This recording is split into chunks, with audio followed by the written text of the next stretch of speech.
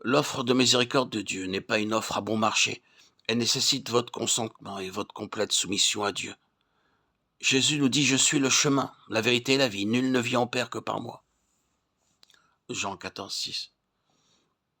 Dans sa vie, Jésus nous a montré le chemin vers son Père et le chemin vers la vie éternelle. Nous pouvons recevoir la vie éternelle en nous à travers Christ. Jésus nous répond aujourd'hui, comme par le passé. Observe les commandements et suis-moi. Matthieu 19, 17, 21. Je vous invite à lire aussi 1 Pierre 2, 21, 25, Apocalypse 14, 4. La vie de disciple pour nous aujourd'hui consiste à étudier la vie de Jésus racontée dans les Saintes Écritures. Jean 5, 39, 8, 31, 32. Et à obéir à sa parole. Jean 3, 36, Hébreux 5, 8, 9, 11, 8. Jacques 4, 7, Romains 16, 26. Le Saint-Esprit provoquera la même réaction en nous qu'au jour de la Pentecôte, lorsque le peuple de Dieu confessa ses péchés et s'écria « Que ferons-nous » La réponse de Pierre fut celle-ci « Répentez-vous » Actes 2, 37, 38.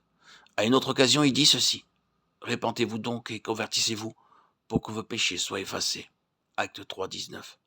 La loi de Dieu, tout comme un miroir, nous montre notre souillure et nos péchés, Romains 4, 15, 3, 20, 7, 7. Nous montre que Jésus veut laver avec son sang expiatoire nos péchés. C'est la naissance de l'amour humain en réponse à Dieu. Jésus, en parlant d'une femme qui était une pécheresse, dit ceci, « Ses nombreux péchés ont été pardonnés, car elle a beaucoup aimé. » Luc 7, 47. Pour nous, nous l'aimons parce qu'il nous a aimés le premier, car l'amour de Dieu consiste à garder ses commandements, et ses commandements ne sont pas pénibles. 1 Jean 4, 19, 5, 3.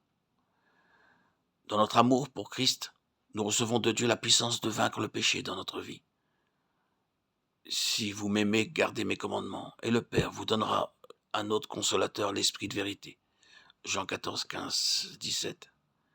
L'amour et la force du Saint-Esprit qui nous auront été donnés nous permettront de vaincre le péché, comme Jésus a vaincu. Jean 15, 10, 1 Jean 5, 4, Apocalypse 3, 21. Marcher sur les pas de notre Seigneur Jésus, c'est notre réponse à son amour. Par l'incarnation de Jésus-Christ, le Fils de Dieu, Philippiens 2, 5, 8, Jean 16, 28, nous pouvons être sûrs que Dieu sait quelle sorte de puissance il doit nous donner pour nous permettre de répondre aux exigences de la loi de Dieu et de résister aux tentations de notre nature charnelle affaiblie. Ainsi donc, puisque les enfants participent au sang et à la chair, il a également participé lui-même, afin que par la mort, il rende impuissant celui qui avait la puissance de la mort, c'est-à-dire le diable.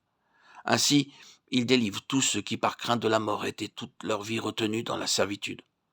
En conséquence, il a dû être rendu semblable en toutes choses à ses frères, afin qu'il soit un souverain sacrificateur miséricordieux et fidèle dans le service de Dieu pour faire l'expiation des péchés du peuple.